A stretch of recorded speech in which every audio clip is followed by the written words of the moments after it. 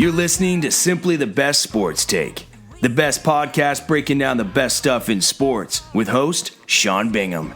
His takes are so good, he dropped the mic, but then you wouldn't be able to hear him, and that would suck. Welcome into STB Sports Take, Simply the Best Sports Podcast. I am your host, Sean Bingham. Thank you for being here. We are on YouTube, Spotify, Apple Podcasts, Google Podcasts, Anchor Podcasts. Everywhere you get your podcasts, we are there. Please hit that subscribe button. I did not expect to do a podcast today. I typically do not do podcasts on Fridays, occasionally, but not typically.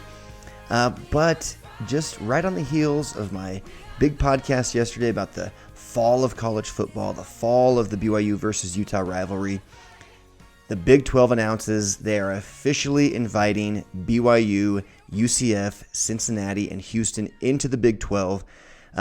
This is huge news. There's some reality I want to lay out for everybody about this, especially BYU fans. But it is very, very big news. It is a step up for each of those four schools. BYU has been independent for a decade. It's been fun, but like I said yesterday, it's a pretty irrelevant place to be, independent that is, unless you're Notre Dame and you know that you have a legitimate shot at making a college football playoffs every year. BYU is not in that position, so not competing for a conference championship and not competing for a national championship definitely makes you irrelevant. It's literally just exhibition game after exhibition game after exhibition game. That will no longer be the case now. Now the Cougars have a chance to compete for a conference championship, which is fun. You know, yesterday, Dave Glauser, good friend of mine, loyal listener, he looks at life through crimson glasses more than anybody I know. Meaning he's a Utah Ute fan. And so he took yesterday's podcast as this like huge hate speech on the Utes and on college football, when it was not that at all. Utah is definitely more relevant than BYU. I said that a number of times because BYU is not in a conference. Competing for a conference championship is fun. And I said that Utah does have a chance each year to win the Pac-12 South and compete for a Pac-12 championship. And that is more fun than competing for nothing, which is what BYU does, or some random bowl game that is meaningless. One thing you said, Dave, in your comments was that the bowl games are everything to college football. To me, they're one of the biggest problems with college football. There are countless meaningless bowl games. They literally mean absolutely nothing, and they're played 2 full months after the season is over. Nobody cares. The kids haven't been practicing. College football's over. They can't even get the stadiums filled at most of these college football bowl games. Literally, watch on TV. Go tune in to those ESPN games in the middle of Christmas break that you've never heard of. Look at the stands. They're usually like half empty, 3/4 empty.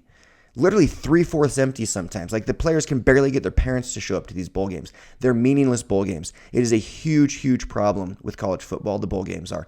They need to expand the playoffs. They need to break down the divisions. Division 1 shouldn't be 127 teams. It should be multiple divisions or leagues of like 40. I'm telling you, that's the answer. You do multiple leagues of 30 to 40 teams, and you can play up and play down within those leagues from year to year. It's all fluid. So they're all Division 1, quote unquote, but then there are leagues within Division 1, each of them competing for their own title, national title or championship. But we all know what the main one is, the upper one, and that's the league teams are fighting to get into. And it doesn't matter what conference you're in. It should all just be fluid. I love how they do it in some of those Euro leagues for soccer. I think college football could benefit a lot from that. But back to the issue at hand. The Big 12 is BYU is in the Big 12 now. Houston is in the Big 12. Cincinnati's in the Big 12. UCF is in the Big 12. Well, congratulations to them. The Big 12 really blew it, though. The Big 12 lost members to the SEC a few seasons ago, and they should have invited 2 of these schools back then. And it should have been, in my opinion, BYU and Houston or BYU and UCF. Those are quality football programs. They're big schools. BYU and UCF probably bigger. To me, they should have pulled the trigger years ago, seasons ago. But they were too stubborn, they were too prideful, and they didn't do it. And just a couple months ago, they lost Oklahoma and Texas. And so now the Big 12 goes down to 8 teams. That doesn't go into effect until the 2025 season, but we're just 3 seasons from that. So the Big 12 now knows we're on the brink of annihilation. We're going to disappear into the ether. Nobody's going to care about the Big 12. And so they scramble and they go and invite 4 new teams. So there's a good chance that for the 2023 season or 2024 season especially, there's a good chance the Big 12 will actually have 14 teams because Oklahoma and Texas don't leave until the 2025 season. The problem is if they had done this earlier, they probably could have kept Oklahoma and Texas. And guess what, BYU fans? Guess what, Cincinnati, UCF, and Houston fans? The Big 12 without Oklahoma and without Texas is just kind of like a Mountain West or an AAC. It's just not that special. It's not a Big 10. It's not an SEC by any stretch of the imagination. It's not a Pac-12. It's just not. It's not one of those upper echelon, top tier conferences. It's not. What makes a power conference is having multiple schools or teams within your conference that have a legitimate shot to compete for a national championship. That exists in each of the conferences right now. Oklahoma and Texas are the clear-cut frontrunners and biggest schools, biggest draws, biggest names in the Big 12 right now. They're both leaving. So now the Big 12 will be left with, right now they do have Iowa State ranked, but they've got Kansas State, Iowa State, TCU, they're hit or miss. They'll obviously add the 4 schools we just mentioned. There's just not the big names. Texas Tech will still be there, but there's just not the big names at all. There's Baylor, has had really good seasons, but they're not a Texas or an Oklahoma historically by any means. So the Big 12 made a big mistake. The Big 12 made a big mistake by not doing this a couple years earlier. They're kind of like Blockbuster, just thought they could rest on their laurels. We're Blockbuster. We don't care if streaming's coming. Like, that's stupid. Like, people want to come into the store and they want to pick up a DVD. No, we don't. We want to sit on our couch and hit Netflix. Blockbuster, gone. That's what the Big 12 did. They had a chance. The writing was on the wall. Hey, a lot of these schools are leaving to the SEC. A lot of the fans think the SEC is the cream of the crop, and the Big Ten expanded quickly. The Big Ten became the Big 14, but still kept the name the Big Ten. The Big Ten did it right. They expanded, they invited, they expanded. The Big 12 did not. They did the opposite. They dropped down to 10. The Big 12 only had 10 schools. The Pac-12 did it. They were the Pac-10. They invited 2 more in Colorado and Utah. Everybody did it except the Big 12. They stubbornly and pridefully said, no. We have Texas. We have Oklahoma. We're not going anywhere. Guess what? Now you don't have Texas. Now you don't have Oklahoma. And you could have kept them, and it would have been even better for BYU and Houston and UCF and Cincinnati. Because now with this, and let's just look at so again, that doesn't take place until the 2025 season, Oklahoma and Texas leaving. BYU will start playing the 2023 season, I believe.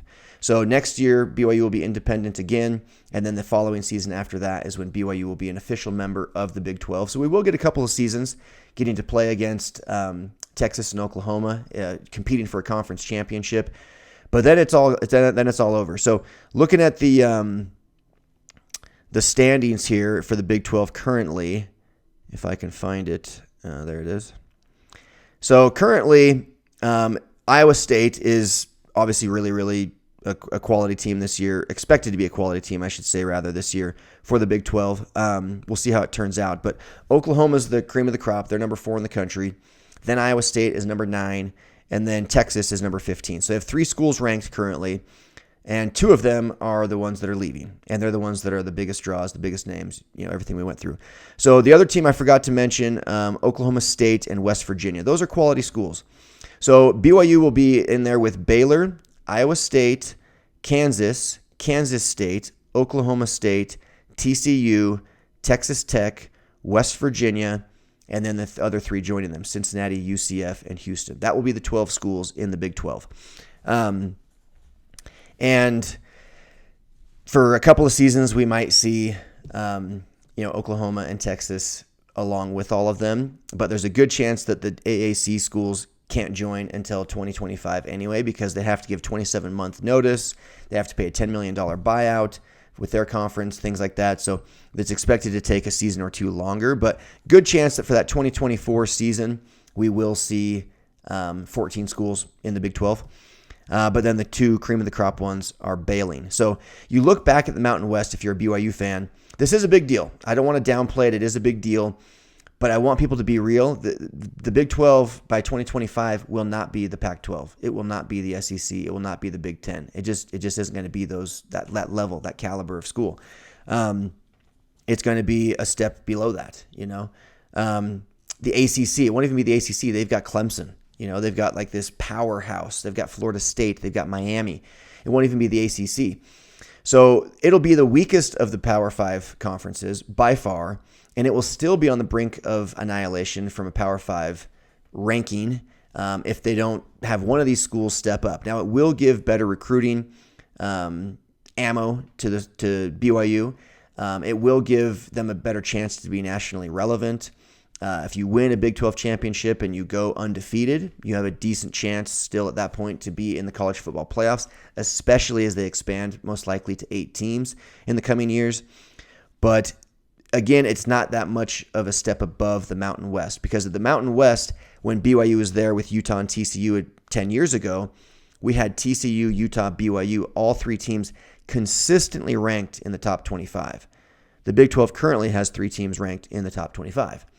So it's not that big of a difference. And, the biggest name here would be maybe Oklahoma State, I guess. Maybe Baylor, according to some people. But Kansas, come on. Kansas, that'll be fun in basketball, because BYU currently is in the West Coast Conference for other sports. They're independent for football and then West Coast Conference for all other sports. They'll be fully Big 12 by 2025. Which in basketball, that'll be a lot of fun. That'll be a lot of fun to be competing against Kansas, because the Big 12 is a good basketball school. Iowa State has had good years in basketball. Obviously, Kansas is always really good. Oklahoma, well, they're leaving actually. Oklahoma State has had good years. West Virginia has had really good years in basketball. Even Kansas State, if I didn't mention them, they've had quite a few schools that have been good in basketball. And then the ones coming. Cincinnati has had good years in basketball. So I think in basketball, it's a step up. I hope we still play Gonzaga. That's a fun rivalry that's kind of formed. Gonzaga's a national powerhouse. But from a football perspective, this is barely a step above the Mountain West. But for 2 seasons, it'll be a huge step above the Mountain West, and it'll be a lot of fun, and it'll be a chance for BYU to really make a name for themselves, playing against Oklahoma and Texas and trying to compete for a conference championship. One thing, I'm in a text thread with some buddies, and just to prove that this is my whole theory from yesterday, that college football is dying, the BYU versus Utah rivalry is dying. So many of my friends aren't going to the game tomorrow, BYU versus Utah tomorrow, which now the game does have a little bit more oomph to it. BYU just officially invited to the Big 12. Now it's like 2 Power 5 schools going against each other. But one of my friends, Jimmy Rex, he sent a text. He said, BYU joins the Big 12 and none of us even send a text. 6 years ago, we would have been making our own bumper stickers and holding signs over the freeway, LOL. And that is so true. And guess what? We just don't care anymore. It's just not that big of a deal anymore. But, and then I replied back, yeah, it's awesome. But with Oklahoma and Texas gone in 3 seasons, it is a step up, but it'll prove to just be barely above where we were at the end of the Mountain West Conference days. And I stand by that. It's definitely true. Michael Wilbon, it looks like, I'm just looking at the same text thread. I haven't watched this video yet, but Michael Wilbon apparently already said something similar to what I did, which is it'll be considered less than a P5 conference as soon as the Big 12, or excuse me, as soon as Oklahoma and Texas leave the conference for the SEC. The SEC just is getting richer and richer. The Big 12 blew it. They should have made these invitations several seasons ago. It would have kept the Big 12 more relevant. It would have kept Oklahoma and Texas happier, having a full 12 teams in the Big 12. And I'm telling you, BYU with the right recruiting tools, UCF, they've already had seasons where they made a splash without having those. You get them with the right recruiting tools, get their talent level up a little higher, and they could have, at least competed at a decent level for a conference championship, making it the conference in general that much more relevant. You get 4 or 5 teams ranked in the top 25. That makes you a very, very legitimate Power 5 conference. But you look at this schedule, you look at this conference rather, without Texas and Oklahoma. Is there really a school there that has a legitimate shot at a national title? I would argue no. I would argue that there is not. And in the Pac-12, you've got USC, you've got Oregon, you've got teams that have done it. In the SEC, there's countless teams, Alabama, LSU, Georgia. We could just go down the list for days on that one. Auburn. ACC, obviously we mentioned the ones, Clemson, Florida State, Miami, teams that have done it. The Big Ten, Ohio State, Penn State, Michigan, teams that have done it. The Big 12, without Oklahoma and Texas, there won't be any. Baylor, nope. Kansas, not a chance. Kansas State, nope. Oklahoma State, nope. TCU, nope. I mean, nobody. Texas Tech, West Virginia, and then it goes to the new schools. They just barely got there. So there won't be, it won't be the same. It won't be the same. But that being said, it is a step up. It does make it more fun to cheer for BYU because BYU's independence has proven to be not the best thing for them. Or their fan base. And so it will be a step up from where BYU currently is. I congratulate the Cougars. I'm excited about it. I will definitely follow more closely now because just like Dave Glauser argues in his comments, it's way more fun to cheer for a conference championship than it is to not. And I agree. So I like college football again. You win, Dave. Just kidding. Guys, that's all I have the time for today. One last thing actually I got to mention because I'm on here, might as well. I was right and wrong about last night's game, Tampa Bay versus Dallas. Tampa Bay did win, which I said they would, but they took a last-second field goal to do it. But Chris Godwin fumbles, at the goal line there that would have put them up because they were up by, what were they up by, like 1 or 2? And then they could have had a touchdown that could have put them up by 8. The spread, excuse me as I hiccup, the spread that I had put money down, I guess, I'm in a pick'ems thing, and I picked Tampa Bay to cover the 7.5 spread is what it was when I entered in.